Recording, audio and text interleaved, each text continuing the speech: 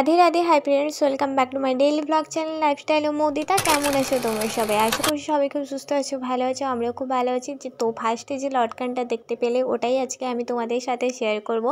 এতদিন ধরে যে ব্লাউজের ব্লগটা আমি শেয়ার করেছিলাম, ফ্রন্ট পার্ট, ব্যাক পার্ট এবং হাতার ডিজাইন, আজকে সেই ব্লাউজের লটকানের ডিজাইনটাই আমি তোমাদের সাথে এখন শেয়ার করছি। আর এখানে মানে এই যে কাপড়গুলো কাটা হয়েছে এটা কতটা কি মাপ নিয়েছে প্রত্যেকটা তো শেয়ার করেই দিলাম। এবারে এক সাইড এরকমভাবে মুড়ে আমি সেলাইটা করে নিচ্ছি। আর একটা দুটো করে কাপড় দেবো এখানে। তো এই যে সেলাই করার যে পোর্শনটা ওটা ভেতরের দিকে রাখলাম, আর এইখান থেকে এরকমভাবে আমি সেলাই করে দিচ্ছি। তো এভাবে এরকম করে আমি 3টে কোণ সেলাই করে নেব, মানে 3 পাশ সেলাই করে নেব। আর এক পাশ ফাঁকা যেই সাইডটা রয়েছে ওই সাইডটা ফাঁকা থাকবে।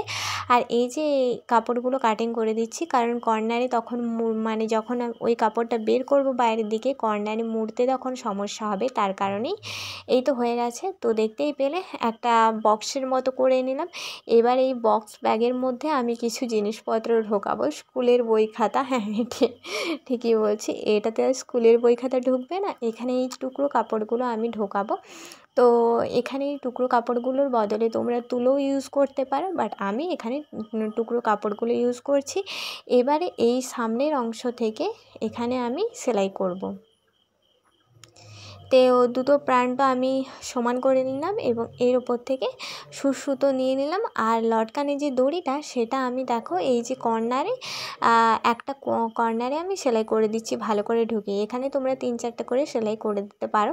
আর এই যে এটা বরফির মতো হয়ে গেল। তো সেমভাবে আমি এর যে ফুলগুলো করব নিচে কলকা টাইপের, তো সেটা আমি রেডি করছি। এর জন্য 2.5 ইঞ্চ করে 4টা পাশ আমি কেটে নিয়েছি। আর এগুলোও তো কলকার মতন করব। তো কলকা কিভাবে করি সেটা তো মানে সবাই জানো, মানে যারা ব্লাউজের কাজ করো। তো সেইভাবে আমি কলকাটা করে নিচ্ছি। তো এই তো হয়ে গেছে। এবারে আমি এটাকে বাইরের দিকে বের করে নেব। এখানে আমাকে সুতো মানে কাঁচি ইউজ করতে হবে, কারণ কি এটা এতটাই ছোট, তার কারণে কাঁচির মুখ থেকে এর কোণাটা একদম ভালোভাবে বের করে দিতে হবে। তো বের করা হয়ে গেছে। এবার দেখো আমি কি কাজ করি। তো সেমভাবে এখানে 3টে আমি টোটাল করে নিয়েছি। আর এই যে লটকানের দড়িটা যেই সাইডে আছে ওই সাইডে নিচের সাইডে আমি মানে গুলো যোগ করব। এখানে আমি পুঁতি ইউজ করছি, গোল্ডেন কালারের পুঁতি ইউজ করছি। 3টে করে গোল্ডেন কালারের পুঁতি, 4টা করে দিয়ে দিচ্ছি। আর এরপরে আমি সেলাইটা করব। তো এইভাবে আমি সেলাইটা করে নিচ্ছি। এখানে এই যে কলকাগুলো দেখতে পাচ্ছ এটা আমি 3টে করে দিয়েছি, মানে 3টে দেব।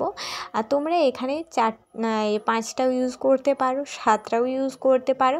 তো 5টা ইউজের পর আশা করি আর লাগবে না, কারণ পুরোটাই তো তখন ভর্তি হয়ে যাবে। আমি এখানে আমার অর্ডারে যেরকম বলা ছিল সেরকমভাবেই আমি এটাকে বানাচ্ছি। তো এইভাবে আমি প্রত্যেকটা জয়েন্ট করে নেব সেমভাবে।